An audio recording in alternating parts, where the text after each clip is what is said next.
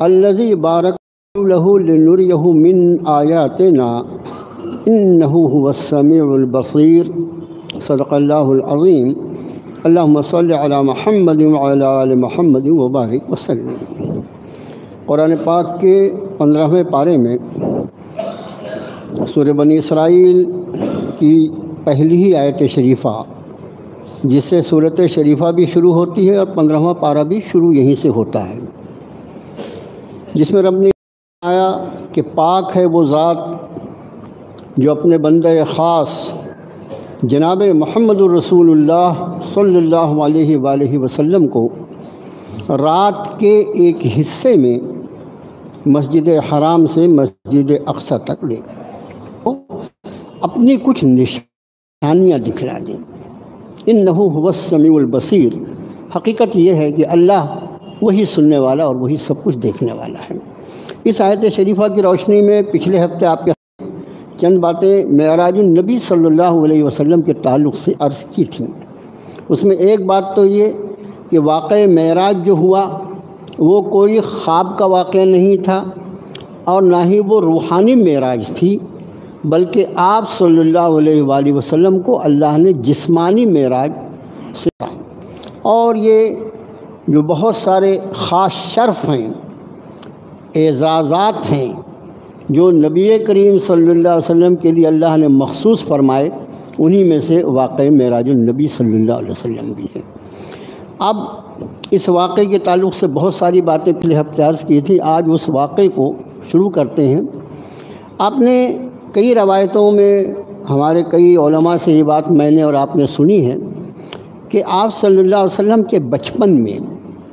یعنی جب دائی حلیمہ کے آپ زیر سرپرستی تھے اور وہاں دائی حلیمہ کی تھی، جو اس وقت کا طریقہ تھا، کوئی مخصوص بات الگ سے نہیں تھا، بلکہ اس وقت کا طریقہ یہ تھا کہ لوگوں کا یہ سوچ تھی کہ شہروں کے مقابلے میں گاؤں میں بچوں کی پرورش قدرتی ماحول میں ہوتی ہے، اس لیے عموماً لوگ اپنے چھوٹے بچوں کو پرورش کے لیے گاؤں کی خواتین کی اسی وقت ایک دن آپ اپنے بھائیوں کے ساتھ یعنی رضائی بھائیوں کے ساتھ، جو دائی حلیمہ کے بچے جو تھے سگے بچے، ان کے ساتھ آپ کہیں باہر گھر سے باہر تھے اور اچانک دو لوگ آئے، انہوں نے سمجھا لیکن حقیقت میں وہ جبریل اور میکائیل تھے۔ یہ آپ کے بالکل بچپن کا واقعہ ہے، اور آپ کو اپنے ساتھ لے گئے اور آپ کا شق صدر، یہ ایک واقعہ شق صدر کہا جائے، شق کا مطلب ہوتا ہے چیرنا، پھاڑنا، چاک کرنا، اور صدر کہتے ہیں سینے کو، تو شق صدر کا ایک واقعہ پیش آیا۔ یہ اکثر لوگوں نے سنا ہے اور یہ بالکل یعنی قطعی واقعہ ہے یہ کہ آپ کے بچپن میں یہ واقعہ ہوا۔ بعض مفسرین اور محدثین نے یہ بیان کیا کہ واقع معراج کے پہلے بھی حضرت جبریل آپ کو لینے تشریف لائے تھے، تو واقع معراج کے پہلے بھی اس واقعے کے شروع ہونے کے پہلے بھی حضرت جبریل آپ کو بیت اللہ شریف میں لے آئے، اور وہاں بھی ایک مرتبہ پھر شق صدر کا واقعہ پیش آیا۔ بعض روایتوں میں یہ بھی ملتا ہے کہ آپ لوگ بہت ساری کتابیں پڑھتے ہیں تو کسی نے وہ پڑھ لیا تو مولانا کو یہ معلوم نہیں کیا، تو میں عرض کروں کہ وہ بھی چیز ہے۔ بعض مفسرین نے یہ لکھا ہے کہ واقع معراج کے پہلے شق صدر کا واقعہ پیش آیا، آپ کے سینہ مبارک کو فرشتے نے چاک کیا اور اس میں آپ کے سینہ مبارک سے قلب اطہر کو نکال کر اس کو زمزم کے پانی سے دھویا۔ خاص بات یہ کہ زمزم کے پانی سے دھویا، اور پھر اس میں اللہ کے حکم کے مطابق جو نور اور جو کچھ اللہ تعالیٰ ڈالنا چاہتے تھے وہ، اور اس کے بعد پھر واقع معراج شروع ہوا۔ یہ بھی ایک روایت ہے، میرے دل میں آیا کہ آپ کے سامنے عرض کر دوں کہ شق صدر کا واقعہ اس طرح آپ کی حیات طیبہ میں 2 مرتبہ پیش آیا، اور بعض لوگ 3 مرتبہ کا بھی تذکرہ کرتے ہیں۔ یہاں سے یعنی جو آیت شریفہ میں فرمایا من المسجد الحرام الی المسجد الاقصی، مسجد حرام سے مسجد اقصی تک، تو یہ سفر جو ہے یہ اسرا کہلاتا ہے۔ یہ اسرا لفظ جو ہے اس کا معنی ہی رات میں چلنا، رات کے سفر کو عربی میں اسرا کہتے ہیں۔ یہی وجہ ہے کہ اس سورہ بنی اسرائیل کا ایک نام سورہ اسرا بھی ہے۔ تو یہ سفر، اور یہاں اس سورہ بنی اسرائیل میں تو اس سفر کا تذکرہ اللہ تعالیٰ نے فرمایا، اور یہ سفر جو ہوا کوئی ایسا وہاں سے جنت کا کوئی ایسا جانور تھا جس کو براق کا لفظ دیا ہے مفسرین نے، اور اس کی رفتار جو تھی وہ یہ تھی کہ جہاں تک اس کی نگاہ جاتی تھی وہاں تک اس کا قدم پڑتا تھا، اس لیے نہ جانے چند لمحے میں ہی مسجد حرام سے مسجد اقصیٰ کا سفر طے ہو گیا۔ اور پھر یہ واقعہ معراج کتنا اہم ہے اس کا انداز آپ اس سے فرمائیں کہ میں نے پچھلے موقع پر عرض کیا تھا کہ ایک مفسر کے نزدیک 15 صحابہ اور دوسرے مفسرین کے نزدیک 42 صحابہ ہیں جنہوں نے واقعہ معراج کو تواتر کے ساتھ بیان فرمایا ہے، اس واقعہ معراج کو۔ اور اس کی وجہ یہ بھی ہے کہ خود قرآن نے اس واقعے کو 2 جگہ الگ الگ ارشاد فرمایا۔ ایک تو یہ مقام جو ابھی میں نے آپ کو آیت شریفہ پڑھ کر سنائی 15واں پارے کی پہلی آیت، اور اس کے بعد 27ویں پارے میں سورۃ النجم، اس سورۃ شریفہ میں بھی اس سفر معراج کے بعض حصے کو رب تعالیٰ نے بیان فرمایا ہے۔ وہاں پر ان آیتوں کو آپ کے سامنے پڑھنے کے پہلے یہ بات عرض کر دیں کہ وہاں کی ابتدا سورہ نجم جو ہے یہ وہ سورۃ شریفہ ہے جس میں سب سے پہلی آیت سجدہ نازل ہوئی۔ اس صورت شریفہ کا اختتام سجدے پر ہوتا ہے، تو سب سے پہلی آیت سجدہ جو آپ پر نازل فرمائی رب تعالیٰ نے وہ سورۃ النجم کی ہے۔ شروع یہاں سے ہوتی ہے صورت شریفہ، والنجم اذا ہوا ما ضل صاحبکم وما غوا وما ينطق عن الہوا ان هو الا وحی یوحی۔ یہاں پر نبی کریم صلی اللہ علیہ وسلم کی نبی برحق ہونے کے لیے رب تعالیٰ نے قسم یاد فرمائی، قسم ہے ستارے کی جب وہ ڈھلنے لگے، جب وہ گرنے لگے۔ ما ضل صاحبکم وما غوا، تمہارے صاحب، یہ صاحب کا لفظ جو ہمارے ہیں نا عین قرآن کا لفظ ہے، 20 مرتبہ یہ لفظ قرآن میں استعمال ہوا ہے۔ ما صاحبکم وما غوا، کہ ما صاحبکم کہ تمہارے ساتھ رہنے والے، صاحب کہتے ہیں جس کے صحبت میں رہے لوگ، جس کے ساتھ رہا جاتا ہے، اس کے لیے صاحب کا لفظ استعمال ہوتا ہے۔ اور وہ لفظ اتنا چلا کہ ساری زبانوں میں وہ لفظ الحمدللہ صاحب کر کے استعمال ہوتا ہے۔ تو رب تعالیٰ نے فرمایا والنجم اذا ہوا ما ضل صاحبکم وما غوا، تمہارے صاحب، تمہارے ساتھ رہنے والے جو تمہارے درمیان جن کی ہم نے پرورش فرمائی ہے، ما ضل، نہ وہ راستے سے ہٹے اور نہ ہی وہ راستہ بھولے، یعنی عین جس راستے کی طرف ہمارے نبی محترم صلی اللہ علیہ وسلم تمہاری رہنمائی فرما رہے ہیں وہی صراط مستقیم ہے۔ اس راستے سے ہٹ کر اگر کوئی چلے گا تو وہ اللہ تک پہنچنے کا اس کو سوال ہی نہیں پیدا ہوتا۔ جو اللہ تک پہنچنا چاہے گا اس کے لیے ضروری ہوگی ہمارے اس نبی کی اقتدا۔ اس نبی کی اقتدا کے بغیر کوئی شخص اپنی مرضی اور اپنے علم اور اپنے تجربات اور اپنی قوت اور طاقت کے ذریعے کسی بھی حال میں بارگاہ رب العزت تک اس کی رسائی نہیں ہو سکتی۔ ما ضل صاحبکم وما غوا وما ينطق عن الہوا، ہمارے نبی کی شان یہ ہے کہ وہ اپنے جی سے کچھ نہیں فرماتے، ان هو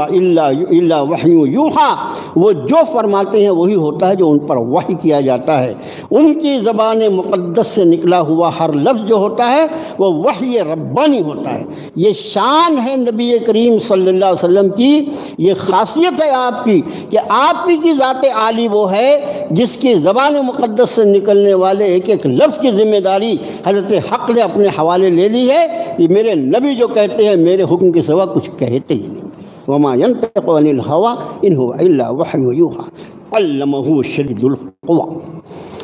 انہیں سکھایا ایک انتہائی طاقتور ذات نے۔ اب اس آیت شریفہ کی تشریح کے پہلے آیت پڑھ کے اس کا ترجمہ کرنا، پھر تشریح تو ترجمہ ہی رہ جائے گا۔ علمہ شدید القوی ذو مرہ، انہیں بہت ہی طاقتور نے سکھایا، انتہائی طاقتور۔ ذو مرہ کا ایک اور ترجمہ کرتے ہیں اہل لغت، وہ تو انتہائی حسین اور انتہائی خوبصورت۔ فاستویٰ، ان کے سامنے سیدھا کھڑا ہوا۔ وہو بالافق الاعلیٰ، وہ افق کے اوپری کنارے پر تھا۔ ثم دنا فتدلی، پھر قریب آیا اور قریب آیا۔ ثم دنا فتدلی ما کذب الفؤاد ما رأى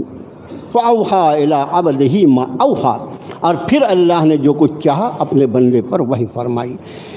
یہ آیات مبارکہ جو ہیں، ان آیات کے بارے میں ان کی تشریح 2 طریقے سے کی جاتی ہے۔ حضرات صحابہ کے دور سے حضرت عائشہ صدیقہ رضی اللہ تعالیٰ عنہ معاف کیجیے گا، حضرت انس رضی اللہ تعالیٰ عنہ، حضرت ابن عباس، حضرت عائشہ کا نام اس میں نہیں ہے، حضرت انس رضی اللہ تعالیٰ عنہ، حضرت ابن عباس رضی اللہ تعالیٰ عنہ، ان جیسے صحابہ جو ہیں یہ ان آیات کی تشریح جو ہے وہ رؤیت الہی سے لیتے ہیں کہ اللہ کے رسول صلی اللہ علیہ وآلہ وسلم نے معراج کی شب میں اللہ کی زیارت فرمائی۔ کون کون ہے اس میں؟ حضرت ابن عباس رضی اللہ تعالیٰ عنہ رضی اللہ تعالیٰ جیسے لوگ، اور حضرت انس رضی اللہ تعالیٰ عنہ جو آپ کے خادم خاص تھے۔ لیکن حضرت عبداللہ ابن مسعود رضی اللہ تعالیٰ عنہ، حضرت ابو ذر غفاری رضی اللہ تعالیٰ عنہ، حضرت عائشہ رضی اللہ تعالیٰ عنہ اور حضرت ابو ہریرہ رضی اللہ تعالیٰ عنہ، ادھر جو ہیں بہت ہی بڑے درجے کے صحابی ہیں۔ یہ حضرات جو ہیں ان آیات کی تشریح اور تفسیر جو فرماتے ہیں وہ رؤیت جبریل سے کرتے ہیں کہ یہ جو الفاظ ہیں یہ رب تعالیٰ کی رؤیت کے لیے نہیں بلکہ حضرت جبریل کی رؤیت، حضرت جبریل کے ان کی اصلی شکل میں دیکھنے کے تعلق سے رب تعالیٰ نے ارشاد فرمایا ہے۔ اب یہ بات آپ کے خادم نے اس کے پہلے بھی عرض کیا ہے کہ وحی ربانی لے کر آنے کا کام تو جبریل کے ذمہ تھا، پورا قرآن جبریل لے کر آئے، اور نمازوں کے اوقات وغیرہ وغیرہ یہ سارے کام جبریل کے ذمہ تھے۔ حضرت جبریل علیہ السلام جب آپ کے سامنے آتے تھے وحی لے کر بھی، قرآن کی آیتیں لے کر بھی اور دوسرے احکام لے کر بھی، تو بھی وہ انسانی شکل میں ہوتے تھے۔ حضرت جبریل جو ہوتے تھے وہ انسانی شکل میں ہوتے تھے، اس کے بعد بھی ان کے انسانی شکل میں ہونے کے بعد بھی نبی کریم صلی اللہ علیہ وسلم کے سوا اور لوگ ان کو نہیں دیکھ سکتے تھے۔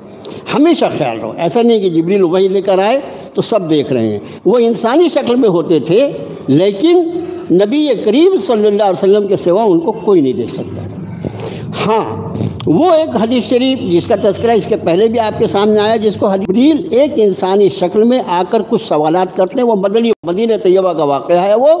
اور صحابہ کی مجلس میں چند سوالات کیے، ان سوالات کو بھی ابھی اس حدیث کو طویل حدیث ہے وہ، اور اس کا نامی حدیث جبریل ہے، اور اس کے راوی ہے تو عمر فاروق رضی اللہ تعالیٰ عنہ ہے، اور اس کو امام بخاری امام مسلم دونوں نے نقل کیا ہے، جس میں جبریل نے پوچھا ایمان کیا ہے، اسلام کیا ہے، احسان کیا ہے، اور قیامت کب آئے گی۔ یہ 4 سوالات، اور ان چاروں سوال کے جواب آپ صلی اللہ علیہ وسلم نے ارشاد فرمائے، اور ان کے جانے کے بعد صحابہ تو خود ہی مبہوت تھے، حیرت میں تھے کہ یہ کون اتنا خوبصورت شخص بیٹھا ہوا ہے،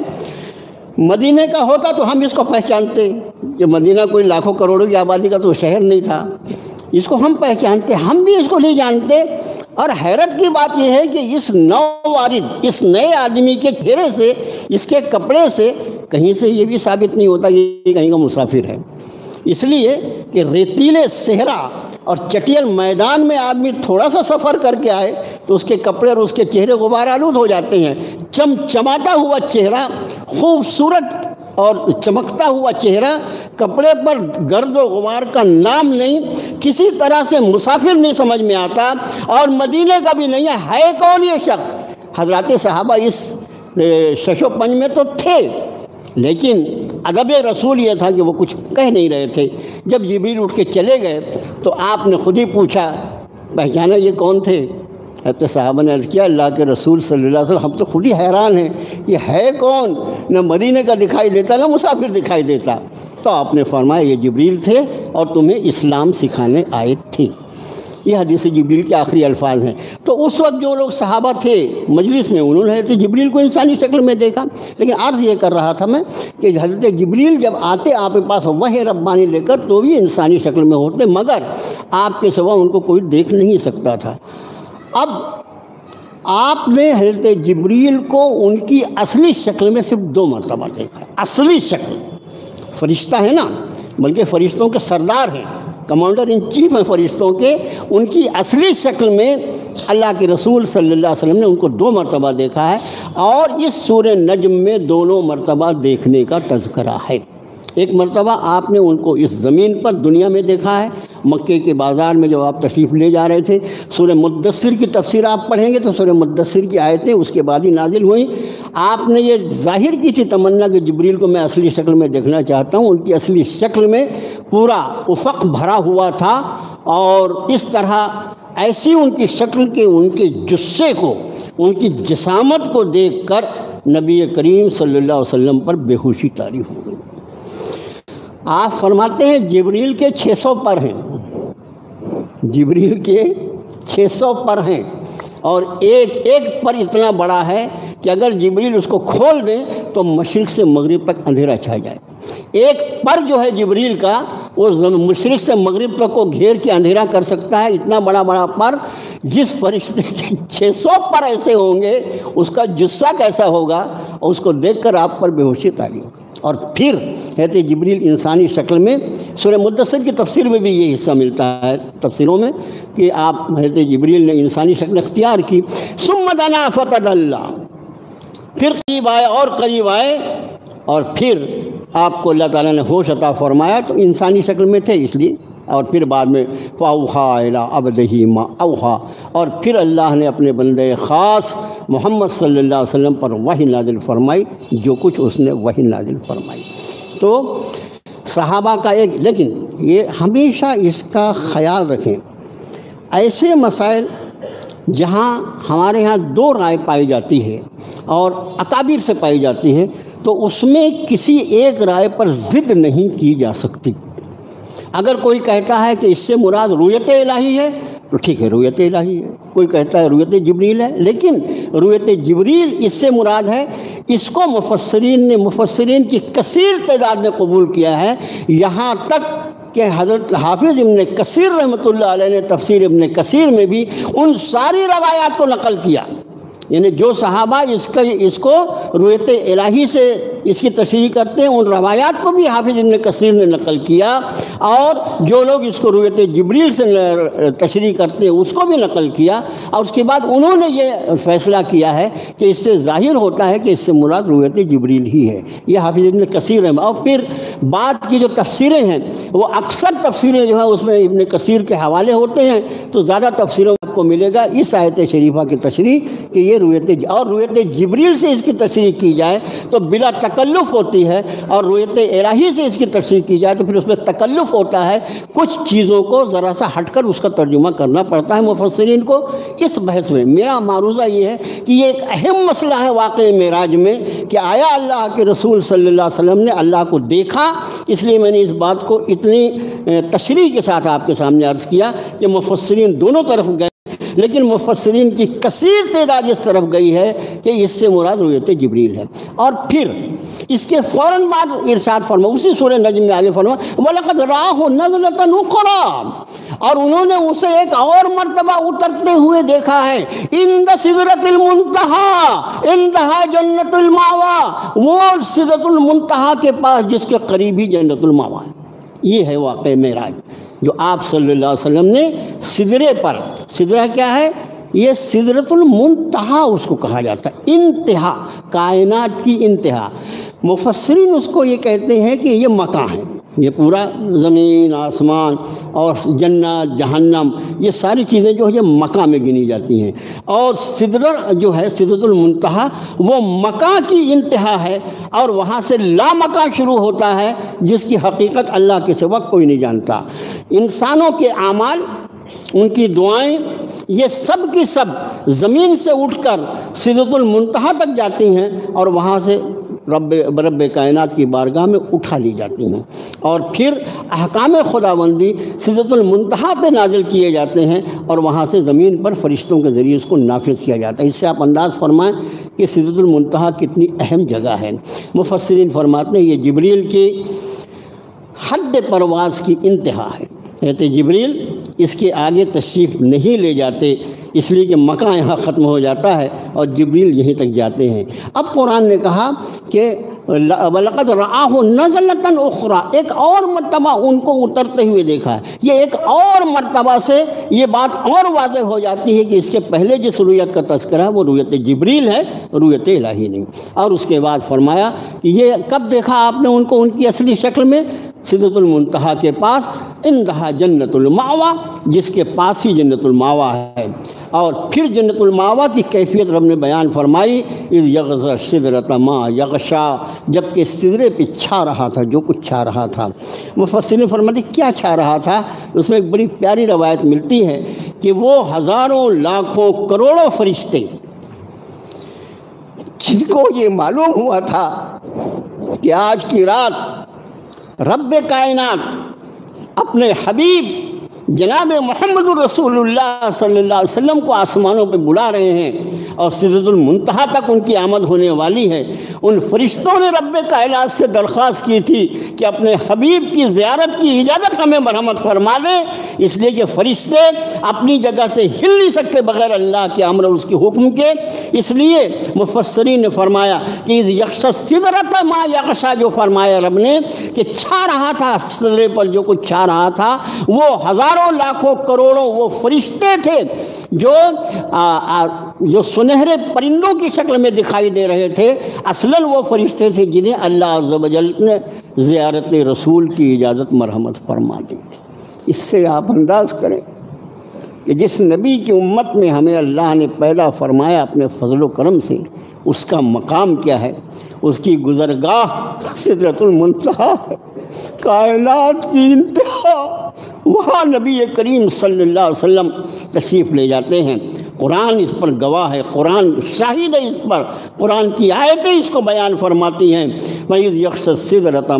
مَا يَغْشَى مَا زَاغَ الْبَصَرُ وَمَا طَغَى، لیکن ہم نے اپنے حبیب کو اس شان کا بنایا ہے کہ اس مقام پر جانے کے بعد بھی ما زاغ البصر، نہ ہی ان کی نگاہیں چکرائیں، وما طغى، اور نہ جس چیز کو دکھایا جانا چاہیے تھا اس کے علاوہ آپ کی نگاہیں کسی طرف اٹھی بھی نہیں۔ کمال ظرف ہے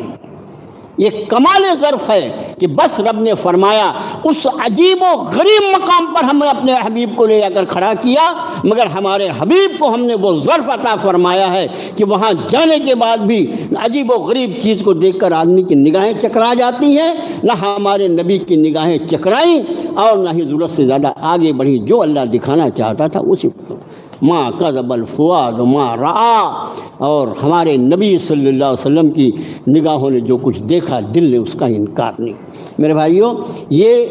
سفر معراج، مختلف آسمانوں پہ مختلف انبیاء سے ملاقات، اور اس کے بعد سب سے بڑا تحفہ جو اس سفر معراج کا ہے وہ ہے نماز۔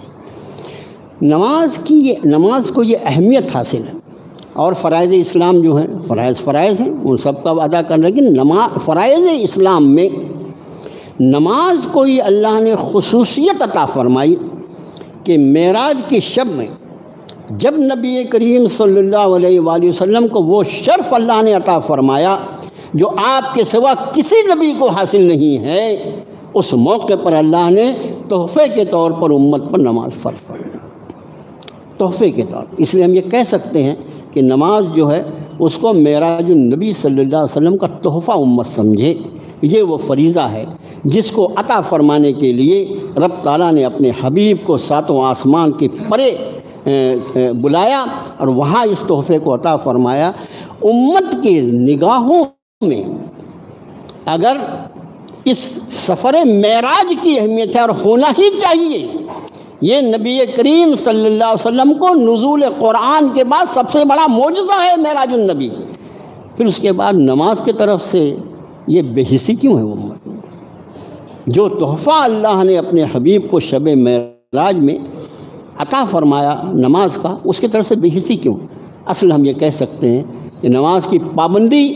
جتنی زیادہ اس کو دانتوں سے پکڑ لے آدمی، یہ لگے کہ اس نے سفر معراج کو سمجھا ہے اور اس کی حقیقت کو سمجھا ہے۔ اور اس کے بعد ایک بات یہ کہ ایک مشہور روایت ہے، آپ جب تشریف لے جا رہے تھے عام طور سے ایسا بیان کیا جاتا ہے کہ مسجد اقصیٰ میں سارے انبیاء جمع ہوئے اور آپ نے ان کی امامت فرمائی، اور یہ امر واقع، یہ سفر معراج کا ایک حصہ ہے۔ لیکن بعض مفسرین اور قدیم مفسرین بھی اس طرف گئے ہیں کہ اصل میں یہ نماز جو تھی یہ جاتے وقت نہیں تھی بلکہ حضرت کی واپسی کے وقت تھی، عام طور سے ایسا بیان کیا جاتا ہے کہ جاتے وقت تھی، لیکن قدیم مفسرین میں سے بعض مفسرین یہ کہتے ہیں اس لیے کہ جاتے وقت جب حضرت جبریل کے ساتھ اب تشریف لے گئے، پہلے آسمان میں حضرت آدم سے ملاقات ہوئی، حضرت جبریل نے تعارف کرایا یہ آپ کے والد محترم حضرت آدم ہیں، دوسرے پر کسی نبی سے، تیسرے پر پھر حضرت یحییٰ سے، پھر حضرت ادریس سے، پھر حضرت موسیٰ سے، حضرت عیسیٰ سے، حضرت موسیٰ سے، اور 7ویں آسمان پر حضرت ابراہیم علیہ السلام سے۔ ہر جگہ یہ روایت میں ملتا ہے کہ نبی کریم صلی اللہ علیہ وسلم کو تعارف کروایا حضرت جبریل نے، یہ فلاں نبی ہیں۔ اور اس کے بعد وہ مفسرین جو یہ کہتے ہیں کہ یہ نماز جاتے وقت نہیں بلکہ واپسی میں تھی، نماز تو قطعی ہے، اور وہ ایسی نماز ہے جس میں آپ صلی اللہ علیہ وسلم نے جملہ انبیاء، یعنی حضرت آدم علیہ السلام سے لے کر حضرت عیسیٰ روح اللہ تک سارے کے سارے انبیاء آپ کے اقتداء میں نمازی تھے، اور امامت محمد الرسول اللہ صلی اللہ علیہ وسلم فرما رہے تھے، اور اسی لیے آپ کو امام الانبیاء کہا جاتا ہے، اسی لیے آپ کو امام الانبیاء کا ہے۔ تو اس مفسر نے وجہ یہ لکھی کہ جاتے وقت تعارف کروانا یہ واضح کرتا ہے کہ آپ ان حضرات سے متعارف نہیں تھے، اور واپسی میں چونکہ اتنے معزز مہمان کو اللہ نے اتنا بڑا اعزاز عطا فرمایا تھا، ان کو رخصت کرنے کے لیے اللہ عز و جل نے سارے انبیاء علیہ نبی الصلاۃ والسلام کو زمین پر اتار دیا کہ تمہارے سردار اب ہمارے یہاں سے واپس تشریف لے جا رہے ہیں، ان کے خیر مقدم کے لیے، ان کو الوداع کہنے کے لیے مسجد میں جا کر ان کے پیچھے نماز۔ بعض لوگوں نے کہا کہ یہ اسی دن کی نماز فجر تھی جو اول وقت میں ادا کی گئی تھی، اس لیے کہ ابھی تو نماز فرض کی گئی تھی امت پر، امت کو تو ابھی معلوم ہی نہیں کہ ان کے نبی کہاں ہیں، اس لیے کہ رات کا وقت تھا، ابھی تو صرف نبی پر یہ نماز فرض تھی، اور اس لیے بعض مفسرین یہ کہتے ہیں کہ یہ اسی دن کی نماز فجر تھی جس کی اذان و اقامت جو ہے وہ جبریل نے کہی تھی، اور امامت جناب رسول اللہ صلی اللہ علیہ وسلم نے فرمائی تھی۔ اور اس میں بہت طویل واقعات ہیں، مختلف روایات الگ الگ، اور اس میں بہت ساری اسرائیلی روایات بھی گھس گئیں۔ اسرائیلی روایات کس کو کہتے ہیں؟ اسرائیلی روایات کہتے ہیں ان روایات کو جو یہودیوں کے ہاں سے آ جاتی ہیں ادھر۔ ہمارے علماء نے اس کی باقاعدہ جان پہچان کر کے یہ واقعہ یہ پورا کا پورا جو ہے یہ اسرائیلی روایت ہے۔ یہ احسان ہے ہمارے محدثین کا اور مفسرین کا کہ انہوں نے ایک ایک حدیث کو پوری کی پوری بیان کر کے یہ واضح کر دیا کہ یہ اسرائیلی ہے۔ اگر وہ یہ نہ بتاتے تو ہمارے جیسے عام آدمی کے لیے بڑی مشکل ہوتی، ہم سب صحیح احادیث کو اسرائیلی روایت ساتھ گڑمٹ کر ڈالتے اور معلوم نہیں دین کی کیا شکل بن جاتی۔ تو بعض روایات اسرائیلی میں آپ کے خادم نے کوشش یہ کی کہ جو صحیح ترین مستند روایات ملتی ہیں احادیث مبارکہ میں اور مفسرین کے ہیں، اس کا کچھ حصہ یہ واقع معراج ہوا، اور اس سے بعد ایک اہم بیان اپنے اعلان ہے وہ بھی سماعت فرما لیجیے۔ اتنا لمبا اعلان ہے، پورا پڑھوں؟ آدھا گھنٹہ ہو جائے گا۔ دارالعلوم مون پیرے کی جانب سے کل اور پرسوں سنیچر اور اتوار بعد نماز عشاء ایک بہت زبردست جلسہ ہونے جا رہا ہے ینگ مسلم فٹ بال گراؤنڈ میں، جس میں 3 بڑے مقررین ملک کے مولانا مفتی سید محمد سلمان صاحب منصور پوری، مولانا مفتی سید محمد عفان صاحب منصور پوری اور مولانا مفتی سید محمد حذیفہ صاحب قاسمی، یہ تینوں بہت ہی بڑے مقررین ہیں۔ ان کا بیان ہوگا انشاءاللہ کل اور پرسوں ینگ مسلم فٹ بال گراؤنڈ میں نماز عشاء کے فوراً بعد۔ نماز عشاء کے فوراً بعد جلسہ شروع ہوگا، وقت کی پابندی سے پہنچے، اس لیے کہ بہت یعنی اعلیٰ ترین مقررین میں ان مقررین کا شمار ہوتا ہے۔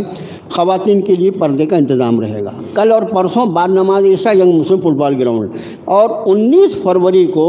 اتوار کے دن دوپہر 2 بجے ینگ مسلم فٹ بال گراؤنڈ ہی میں خاص خواتین کے لیے ایک جلسہ ہوگا، اس میں گھر کی خواتین کو اجازت مرحمت فرمائیں، لیکن یہ دونوں دن کے جلسے جو ہوں گے رات کے، اس میں بھی خواتین کے لیے پردے کا بندوبست کیا گیا ہے۔